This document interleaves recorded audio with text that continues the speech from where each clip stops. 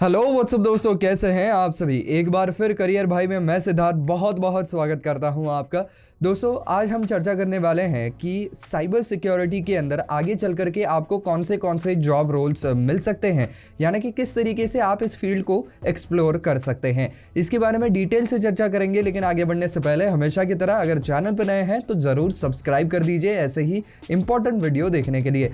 तो चलिए शुरू करते हैं। तो दोस्तों सबसे पहली बात तो मैं आपको बता दूं कि अगर आपको साइबर सिक्योरिटी के फील्ड में कुछ करना है तो पढ़ाई किस तरीके की करनी पड़ेगी।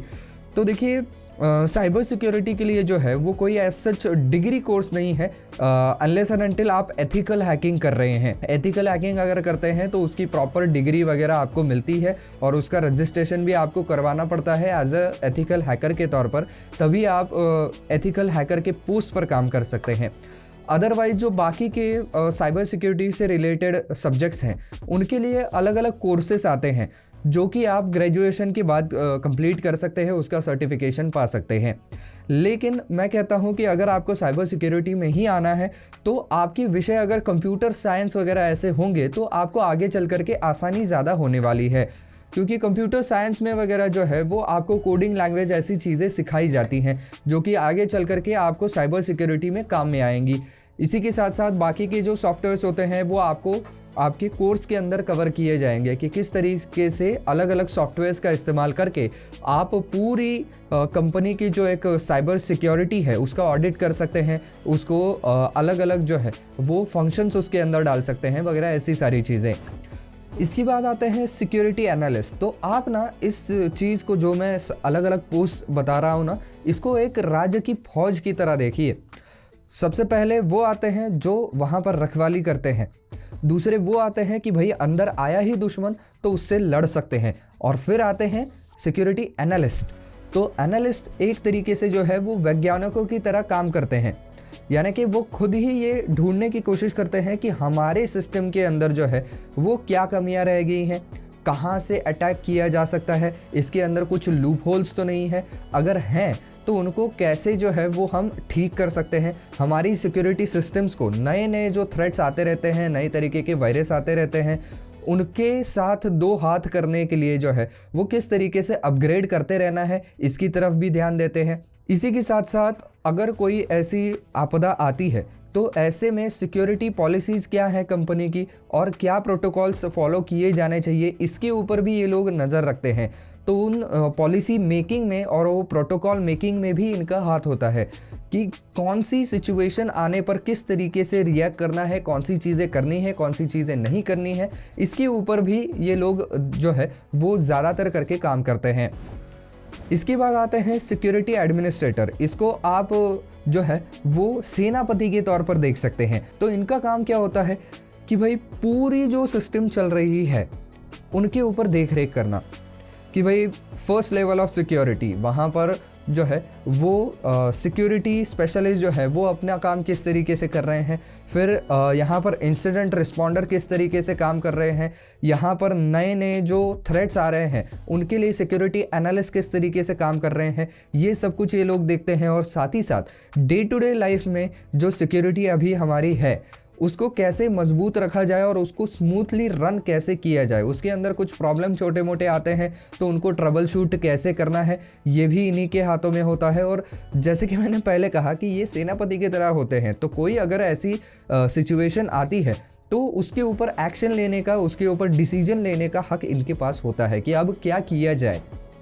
तो दोस्तों जहाँ पर यहाँ पर सिक्योरिटी एडमिनिस्ट्रेटर नहीं होता, वहाँ पर नियुक्त किया जाता है यहाँ पर सिक्योरिटी मैनेजर को। तो काम लगभग सेम ही होते हैं इनके, बस एडमिनिस्ट्रेटर को ये भी देखना पड़ता है कि सारी सिक्योरिटी बिल्कुल अच्छे से चल रही है और सब कुछ स्मूथली चल रहा है या नहीं। मैनेजर के पास जो है वो अथॉरिटीज़ ज़्यादा होती हैं, तो अगर कुछ सिचुएशन आती है वहाँ पर निर्णय लेने की क्षमता इनके पास होती है। लेकिन जिनके पास एडमिनिस्ट्रेटर अलग से नहीं होते हैं वहाँ पर मैनेजर ही एडमिनिस्ट्रेटर की तरह भी काम करते हैं। इसके बाद आते हैं सिक्योरिटी ऑडिटर। तो सिक्योरिटी ऑडिटर और जो यहाँ पर सिक्योरिटी स्पेशलिस्ट है उनके जॉब रोल लगभग सेम है, क्योंकि सिक्योरिटी ऑडिटर को भी जो है वो कंपनी की सारी सिक्योरिटी सिस्टम्स को ऑडिट करना पड़ता है। लेकिन जनरली ये लोग जो है वो एक्सटर्नल ऑडिट ज़्यादा करते हैं, यानी कि अचानक से आ धमकते हैं और पूरी सिस्टम को चेक करते हैं कि यहाँ पर ये क्यों है, वो क्यों है, ये किस तरीके से चल रहा है, वो किस तरीके से चल रहा है, या खुद ही ट्राई करते हैं कि कंपनी की सिस्टम में घुसा जाए वहाँ पर और कुछ ना कुछ हैक करने की कोशिश की जाए। तो ये जनरली कम करते हैं, लेकिन जनरल एक ऑडिट करने की जो चीज़ें हैं वो ये लोग कैरी आउट करते हैं। इसके बाद आते हैं एक अलग ही जॉब टाइटल की तरफ। ये यहाँ पर जनरली आपने देखा होगा कि जो साइबर सिक्योरिटी एक्सपर्ट्स वगैरह होते हैं वो आईटी फर्म्स में वगैरह ज़्यादा काम करते हैं, लेकिन इनके लिए एक और एवेन्यू भी हो सकता है, और वो है एज अ फॉरेंसिक एक्सपर्ट की तरह काम करना। तो आप कहेंगे कि फॉरेंसिक डिपार्टमेंट में यहाँ पर साइबर सिक्योरिटी वालों का क्या काम हो सकता है। तो कई बार ऐसा होता है कि किसी भी क्राइम में जो एविडेंसेस हैं वो कुछ इलेक्ट्रॉनिक गैजेट्स में होते हैं, कंप्यूटर्स के अंदर होते हैं, हार्ड ड्राइव्स के अंदर होते हैं, जिनको बड़े अच्छे तरीके से डिलीट किया जा सकता है, मॉर्फ किया जा सकता है, या परमानेंटली इरेज किया जा सकता है, या उन डिवाइसेस को डिस्ट्रॉय करने की कोशिश की जा सकती है। तो ऐसे में यहाँ पर ज़्यादा से ज़्यादा एविडेंस को सिक्योर्ड रखना, और जिस भी कंडीशन में डिवाइस आए उसमें से आपको ज़्यादा से ज़्यादा एविडेंसेस निकलवाने हैं, यानी कि डाटा को रिकवर करना है। तो इसके लिए भी फॉरेंसिक डिपार्टमेंट में भी साइबर सिक्योरिटी एक्सपर्ट जो हैं वो काम कर सकते हैं। इसके बाद आते हैं पेनेट्रेशन टेस्टर। तो ये आप कह सकते हैं कि राजा के द्वारा नियुक्त किए गए जो हैं वो बहरूपिये हैं, जो कि आपकी दुश्मनों की शक्ल लेके आते हैं और ज़्यादा से ज़्यादा सिस्टम के अंदर जो है वो पेनेट्रेट करने की कोशिश करते हैं। यानी कि यहाँ पर ऐसे प्रोफेशनल्स आईटी कंपनीज़ के द्वारा नियुक्त किए जाते हैं जिनका काम ही यही होता है कि मान लीजिए कि कंपनी की एक सिक्योरिटी सिस्टम बन गई है, अब इनका काम ये है कि उसको हैक करने की कोशिश करनी है।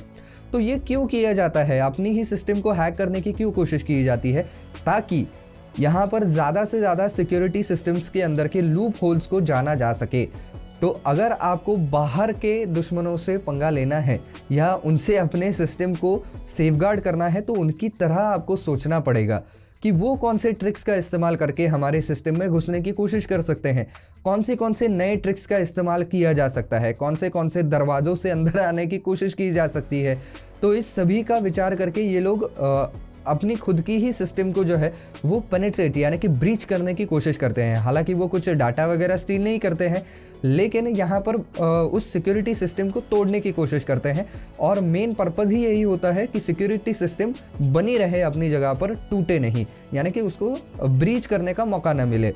लेकिन ऑब्वियसली ये काम अगर आपको करना है तो इसके लिए आपके पास एथिकल हैकिंग का कोर्स कंप्लीट किया हुआ होना चाहिए, उसका सर्टिफिकेशन होना चाहिए और उसका रजिस्ट्रेशन भी होना चाहिए कि आप एक सर्टिफाइड एथिकल हैकर हैं। अगर वो सर्टिफिकेट आपके पास नहीं है और फिर भी आप उस काम में लगे हुए हैं, तो फिर ये चीज़ जो है वो इलीगल मानी जाएगी।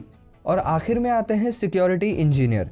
तो इनका काम भी कुछ आपकी जो यहाँ पर सिक्योरिटी एनालाइज़र होते हैं उनके जैसा ही होता है, क्योंकि ये भी यहाँ पर अलग अलग जो सिक्योरिटी थ्रेट्स हो सकते हैं उनको यहाँ पर असेस करते हैं, उसके अंदर के गैप्स को ढूंढते हैं, उनको भरने की कोशिश करते हैं और ज़्यादा से ज़्यादा सिस्टम को सेफगार्ड करने की कोशिश करते हैं। तो दोस्तों, ये जो सारे के सारे मैंने रोल्स आपको बताए हुए हैं, ये हर एक रोल के लिए अलग अलग कोर्सेज भी अवेलेबल हैं।